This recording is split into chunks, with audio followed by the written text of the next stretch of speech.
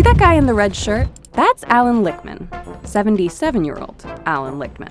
And he's racing in the qualifiers for the Senior Olympics. But there's another kind of race Alan's just as qualified for. Alan Lichtman. Alan Lichtman. Professor Alan Lichtman, who has correctly predicted almost every presidential election since 1984. And today, Alan Lichtman's ready to tell us who's going to win in 2024. You see, you may think Alan's just a jock. Well, I was a steeplechase champion in the 1970s. His name is Dr. Alan Lichtman. But he's actually kind of a nerd, a history professor, and a quiz show champion. These days, he's on a different kind of winning streak. To make his presidential predictions, Alan's model ignores the polls and the pundits. It hinges on 13 keys that I developed in 1981 with my geophysicist friend, Vladimir Kailas-Borak. It's based on 120 years of presidential election outcomes before then. Told you, he's a nerd. Alan's model was one of the few that called it for Trump in 2016. Donald Trump is going to win. And in 2020, Alan got it right again. Trump will lose the White House.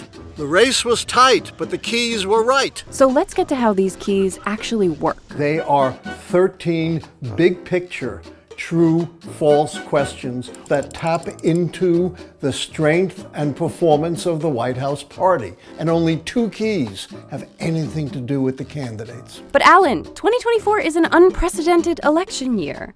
Can your 13 keys really call it right? The keys absolutely will work. They are the constant northern star of political prediction. All right, time to run these keys and find out who will be the next president of the United States, according to Alan. But first, let me change into something a little more comfortable.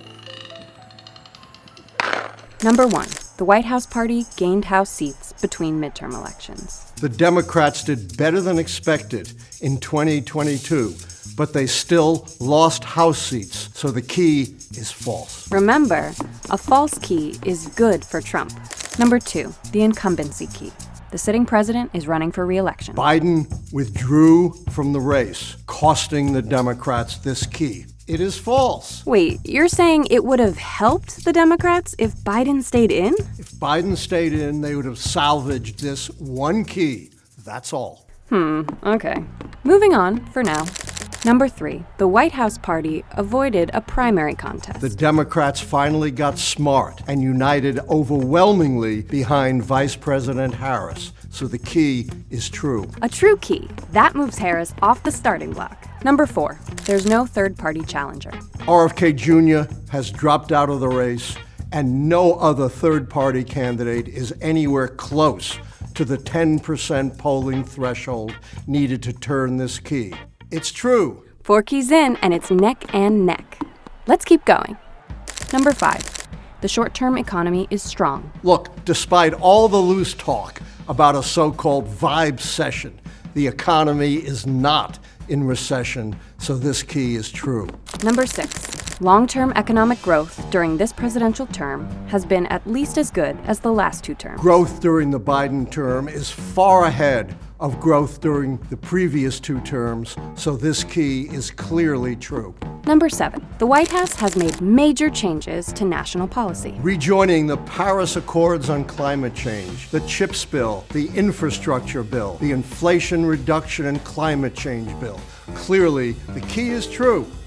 Number 8, there is no sustained social unrest during the term. There have been sporadic protests, but nothing approaching the massive, sustained social unrest needed to turn this key, so it's true. But schools are just going back to session. With new protests, couldn't this key flip? Yes, there are a lot of protesters upset with Biden's policies in the Middle East. But now with Harris, not Biden, front and center, that has dampened social unrest. Number 9, the White House is untainted by scandal. Oh, my favorite key, the scandal key. And Republicans have been trying for years to pin a scandal on President Biden and come up empty.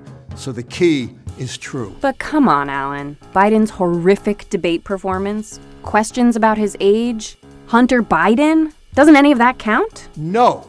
There has to be at least some bipartisan recognition of actual corruption that implicates the president himself and not a family member.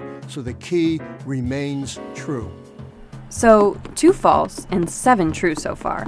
Looking pretty good for the Democrats. We have 4 keys left, all of which would have to be false for Trump to have a path. Number 10. The incumbent party candidate is charismatic. This is a very high threshold key. You have to be a once-in-a-generational, broadly inspirational candidate. Harris has not met that standard, so this key is false. Number 11. The challenger is uncharismatic. Some people think Donald Trump is a god, but he only appeals to a narrow base, so that key is true. But wait, that means... The Democrats will hold on to the White House, and Kamala Harris will be the next president of the United States. But wait a sec, Alan. We still have 2 keys left.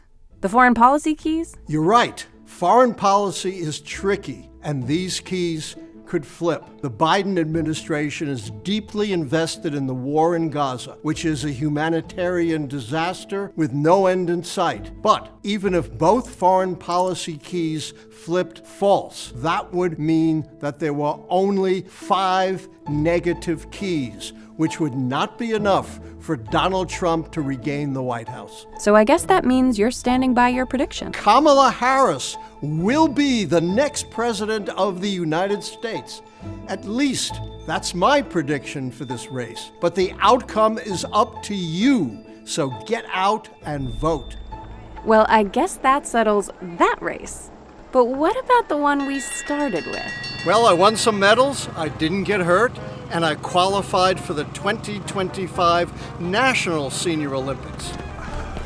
Not bad for a 77-year-old, huh?